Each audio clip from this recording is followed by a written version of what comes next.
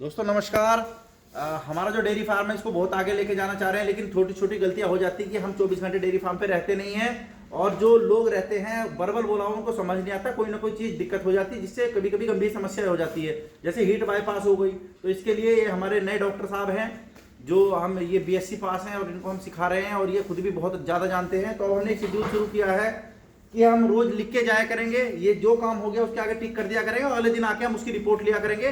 तो आज 21 जनवरी को हमारे फार्म पे क्या क्या काम होना है उसके बारे में मैं इनको बता रहा हूँ। डॉक्टर साहब सबसे पहले 7 हीफर की जांच होनी है। वैफ के एआई डॉक्टर साहब जितेंद्र डॉक्टर साहब हैं वो बहुत तजुर्बे वाले, उनको बुलाना है और साथ के साथ जो हीफर हमारे पास हैं उनकी जाँच करनी है। ठीक है, जाँच क्या करनी है कि वो देखेंगे यूट्रस सही है, प्रेग्नेंट होने के लायक है नहीं है ना, क्या स्थिति है उनके अंदर की, वो आपको चेक करवानी है। और जब भी डॉक्टर साहब आएंगे आपको टिक करना है कि हर गाय की रिपोर्ट लिखनी है कि किस गाय में वो क्या समस्या बता रहे हैं, क्या है, किसको क्या चाहिए, है ना। एक तो ये काम है। दूसरा 3 हीफर काऊ है हमारे पास जो कि हमने हीट उनकी टाल दी थी, क्योंकि वो अगर हम अक्टूबर नवंबर सितंबर में उनको प्रेग्नेंट करा देते ना तो वो सही टाइम पे नहीं ब्याती, गर्मी में ब्याती और ये वैक्सीनेटेड नहीं थी तो इनको थलेरिया होने की दिक्कत रहती है और गर्मी में दूध भी नहीं बनता है, इसलिए हमने इनकी हीट बाईपास की। तो अब इनका हीट सर्कल थोड़ा सा अप डाउन हो गया है, तो ये भी बैक के डॉक्टर साहब से आपको चेक कराना। ठीक है। तीसरा रहेगा 14 नंबर काऊ की 24 दिन हो गए। 24 नंबर जो काऊ है जिसको सेक्सेट सीवन और माडा का लगा हुआ है ना, तो उसको भी आपने डॉक्टर साहब को दिखाना कि डॉक्टर साहब इन्होंने ऐसा तोड़ा दिया है और इसको क्या करना है, वैसे जो भी वो बोलेंगे वही करना। ठीक है, तीसरा काम ये हो गया। 17 नंबर की जो गाय है ये रेड एंड व्हाइट की जो हमारी गाय है, इसको घर से हरीरा ला के देना है, जिसमें हरीरा जो हम देते हैं उसमें गुड़ वगैरह होता है और देसी नुस्खा होता है वो देना, जिससे इसका छठिया वगैरह बढ़िया हो और इसमें एनर्जी भी बनी रहे, है ना। गाय ड्राई की 15 नंबर का ध्यान रखना है। 15 नंबर जो हमारी गाय है जिसको कल हमने कैप्राबिन से ड्राई किया है उसका ध्यान रखना है कि अडर में कोई दिक्कत तो नहीं है, दूध अगर टपक रहा टपकने देना, कोई दिक्कत नहीं है ना, ध्यान रखना। 2-4 दिन उसके बाद वो ऑटोमेटिकली ड्राई हो जाएगी। अडर अगर फुलता भी है तो कोई दिक्कत नहीं है ना, तो उस पर ध्यान रखना है।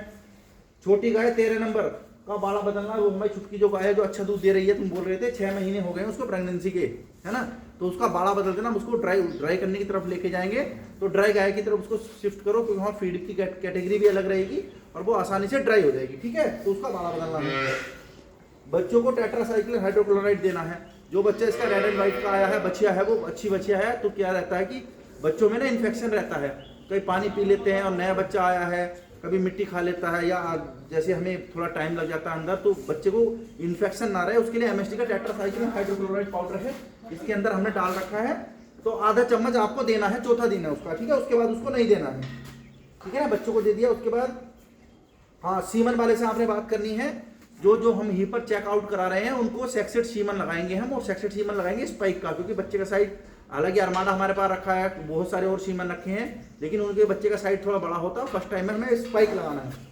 10 सीमन सेक्सेट मंगाने हैं स्पाइक के एबीएस वालों से। ठीक है, इस पर काम करना। आज पेट के कीड़ों की दवाई देनी बच्चों को। जो 7 दिन का बच्चा हमारा हो गया, बच्चिया है ना, जर्सी के बच्चे ने जो बच्चा दिया था उसकी डिवर्मिंग करनी है। और डिवर्मिंग किससे करनी है, वैनमिन की जो टैबलेट आती है जोटिस कंपनी की, उससे देंगे। 1.5 गोली लगभग आपको देनी है।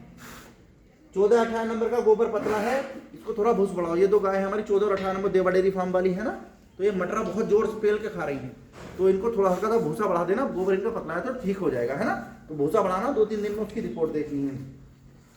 सींग दबाने वाली ट्यूब, एक बच्चे के सींग दबने हैं, जो हमारे पास ट्यूब रखी हुई है वो मैं बताऊंगा उसका कैसे करना है, एक वीडियो भी हमारी उस पर है। तो आपने क्या करना है कि मटर के दाने जितना ट्यूब लेना है, मैं आपको बाल अच्छे साफ करने हैं, मटर के दाने जितना लेना है, रगड़ना है और शाम को रगड़ना और कल सुबह लगा देना थोड़ा सा, है ना। तो मैं उसकी पूरी प्रक्रिया बताऊंगा। ये हमारा 21 तारीख तक का काम है।